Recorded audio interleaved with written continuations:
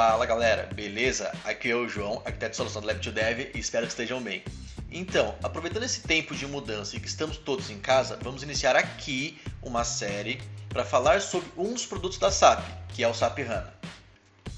No vídeo de hoje, nós vamos falar de como surgiu, o que é e como funciona o SAP HANA. Para falarmos de onde o HANA surgiu, temos que levantar alguns pontos chaves para o surgimento do HANA, sendo o primeiro deles a lentidão. Lá no início dos anos 2000, a SAP já estava enfrentando problemas de lentidão relatados por seus clientes, principalmente em seus sistemas de Data Warehouse, conhecido principalmente como SAP BW. Este problema de lentidão era ocasionado pela quantidade de dados em estruturas multidimensionais denominadas de cubos, que chegavam ao tamanho superior de 100 GB, o que ocasionava uma grande lentidão em seu processamento, podendo levar na geração de alguns relatórios de horas até dias para serem processados. O grande problema com isso, ou seja, com a lentidão do processamento, é que as empresas estavam atuando com um cenário de reflexo de dias atrás e não com um cenário em tempo real. O segundo ponto foi o projeto Euclid. A ideia era criar índices dos cubos gerados no BW e armazená-los em memória RAM. Este projeto promoveu alguns encontros entre especialistas da SAP e da Intel para formular um sistema com processadores, na época dual-core, com maior capacidade de processamento em paralelo. A ideia era otimizar o processamento e buscas dos índices dos cubos do BW em memória RAM. O terceiro ponto foi o problema de hardware enfrentado. Em 2006, devido às limitações do hardware contido nas máquinas e do volume de dados que as grandes empresas possuíam, ainda não era possível armazenar o seu volume de dados completamente na memória RAM. Portanto, a SAP, a princípio, concentrou seus esforços pensando em pequenas empresas, devido à clara possibilidade dos avanços em hardware que iriam acontecer, assim como na queda do preço das memórias. Por último, a SAP estava de olho no futuro. Percebendo que pouco a pouco a tendência era piorar, principalmente com as suas ferramentas SAP R3 e SAP BW, devido à quantidade crescente de dados que surgiam, a SAP percebeu que com o passar do tempo o problema iria se generalizar. O tempo de processamento dos bancos de dados iria aumentar cada vez mais, o que impactaria diretamente no desempenho de suas ferramentas. Legal, juntando as 4 principais peças do quebra-cabeça, qual foi a real finalidade da criação do HANA? O SAP HANA ele foi desenvolvido utilizando um hardware robusto para conseguir processar dados em massa e em grande velocidade. Outro ponto importante é que o SAP HANA consiste em ser um appliance, que é uma aplicação, contudo com uma proposta um pouco diferente de aplicações comuns. Ou seja, um appliance seria um conjunto de software mais hardware, podendo assim explorar o máximo de capacidade de cada um. Algumas empresas, conhecidas no mercado como a Apple, por exemplo, utilizam esse mesmo conceito. Poxa, João, você me explicou como surgiu o HANA, mas o que é o produto SAP HANA? Para a gente falar sobre o produto SAP HANA, temos que entender quais são os 4 grandes marcos do produto. E isso aconteceu nos anos de 2011, 2013, 2015 e 2020, respectivamente. O SAP HANA foi apresentado oficialmente em 2011 como uma ferramenta analítica de alto desempenho. Caso necessário, também foi projetado para lidar com muitos dados ao mesmo tempo. Desta forma, ele se torna perfeito para uma demanda importante, Big Data. A tecnologia in-memory do banco de dados SAP HANA tem como seu principal objetivo analisar de modo altamente produtivo. Além disso, o primeiro produto a se beneficiar da inovação é o SAP Business Warehouse, tradicionalmente especializado em análise e geração de relatórios. O primeiro produto otimizado pelo SAP HANA chama-se SAP BW Powered by SAP HANA e está disponível desde 2012. Em 2013, o SAP HANA transforma-se oficialmente em plataforma. A ideia consistiu em implementar no banco de dados SAP HANA os clássicos algoritmos do mundo ABAP, ou seja, mecanismos de cálculos programados na própria linguagem da SAP. Neste processo, foi importante a capacidade de absorver dos bancos de dados relacionais existentes a sua base.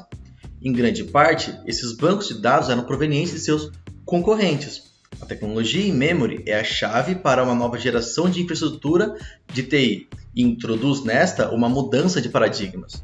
O melhor exemplo disso é o SAP Business Suite, o produto principal que abrange as áreas mais importantes da empresa: desde finanças, a logística, até processo de clientes. A estrutura do fluxo de informações foi obtida e transferida para o mundo SAP HANA. O SAP HANA se estabeleceu como plataforma na qual surgiram mais e mais aplicativos. Dentre outros, foi criado o SAP Business Suite Powered by SAP HANA.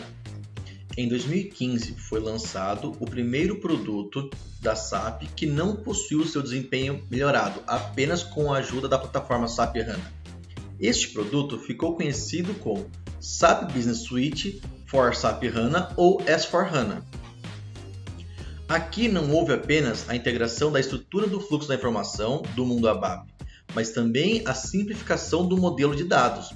Em outras palavras, a SAP se concentrou nas estruturas principais, limpando e simplificando os aplicativos existentes. A ideia mencionada pelo Silbert da própria SAP era: a plataforma cresce junto com os aplicativos junto com a plataforma. Outro ponto importante é que o S4HANA é a primeira solução completa da empresa, otimizada pelo SAP HANA e desenvolvida com base na plataforma SAP HANA. E agora, por último, em 2020, a SAP reformulou seu produto SAP HANA Cloud, no SAP Cloud Platform, conhecido como SCP.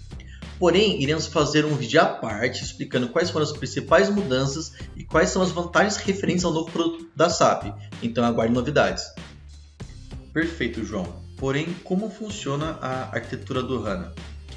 Para falar da arquitetura do HANA, temos que ter claro que ele é dividido em duas partes, sendo uma das partes o banco de dados e a outra a aplicação, a camada de negócio. Vamos entender um pouquinho mais sobre a camada do banco de dados e como ele funciona. Classificação de dados. Vamos explorar um pouco mais sobre como a SAP criou um conceito para trabalhar de forma distintas entre os tipos de dados.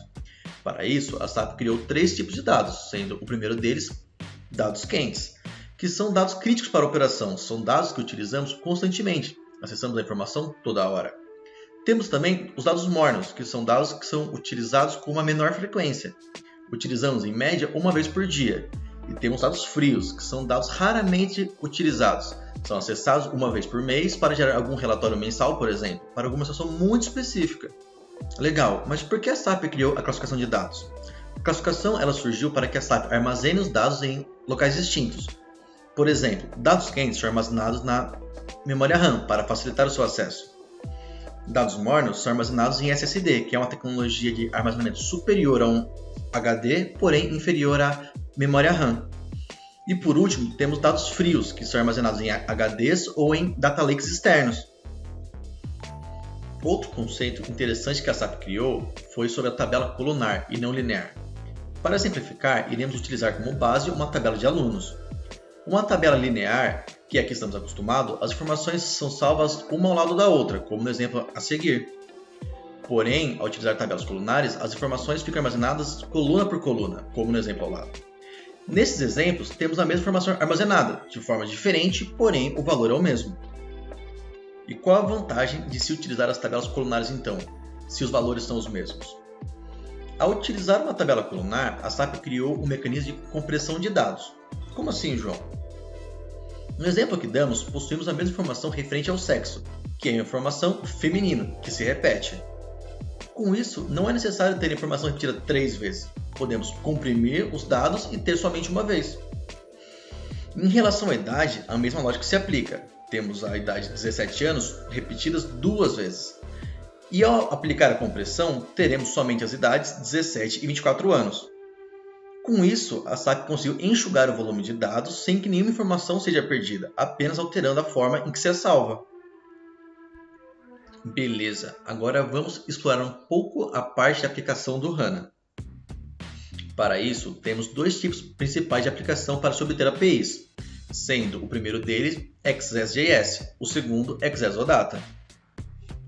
Sobre o Access.js, ele é a principal forma de adicionar regras de negócio ao SAP HANA. Ele tem como vantagem que utiliza uma linguagem de mercado, que é o JavaScript, e roda dentro do servidor. Ao criar uma API com o HANA, temos a opção de criar um CRUD, que é um Create, Read, Update e Delete. Basicamente, são operações básicas de uma API, que é criar, excluir, deletar e ler informações. Como características da API, já suporta a exportação de arquivos JSON, aceita entradas de dado em lote, tem a possibilidade de reutilizar bibliotecas de mercado já desenvolvidas.